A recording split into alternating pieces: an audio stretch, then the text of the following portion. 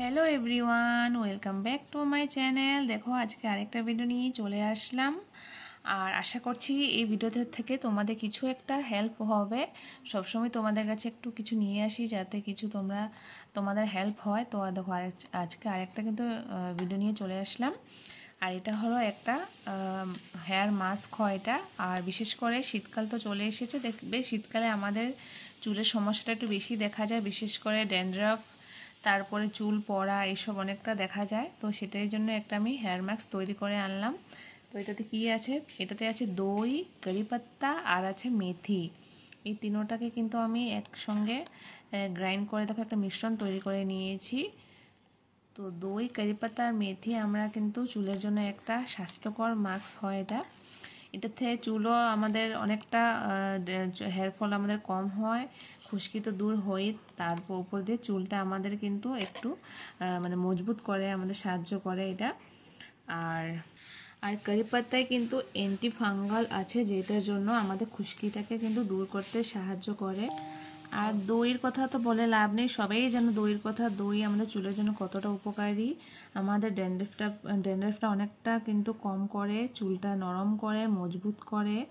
আর দই একটা আমাদের প্রাকৃতিক কন্ডিশনার হয়, যেটা কি চুলের জন্য অনেকটা উপকারী, চুলের বৃদ্ধিটাও বাড়ায়, চুল পড়াটাও কমায় অনেকটা। তারপর প্রোটিন, ভিটামিন, অ্যাসিডও আছে, যেটার জন্য আমাদের স্কিনের জন্য ভালো, তার উপর আমাদের চুলের জন্যও ভালো। আর কারি পাতা, মেথি, এইসব মানে তিনোটা একই বরাবরই কাজ করে। তো তিনোটা একসাথে মিক্স হয়ে গেছে। তো ভেবে নাও এটা কতটা ম্যাজিকের একটা হেয়ার প্যাক নিয়ে চলে আসলাম তোমাদের কাছে। আর মেথিও কিন্তু অনেকটা আমাদের চুলকে মজবুত করে, আমাদের চুল পড়া কমায়। আর কারি পাতাও একই কাজ করে।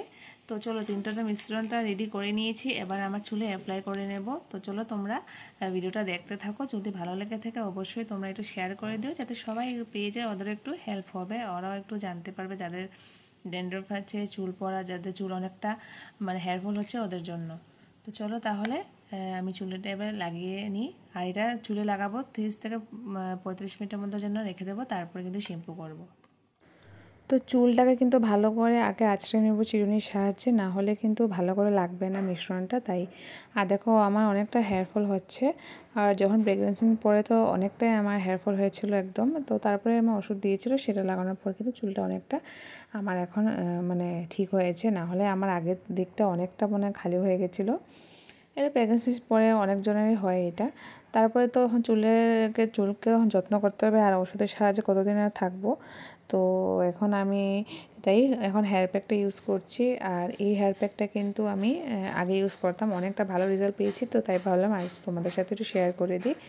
যাই হোক, এবার পুরো চুলে আমি অ্যাপ্লাই করে নিলাম, গোড়াতে না লাগালেও হতো।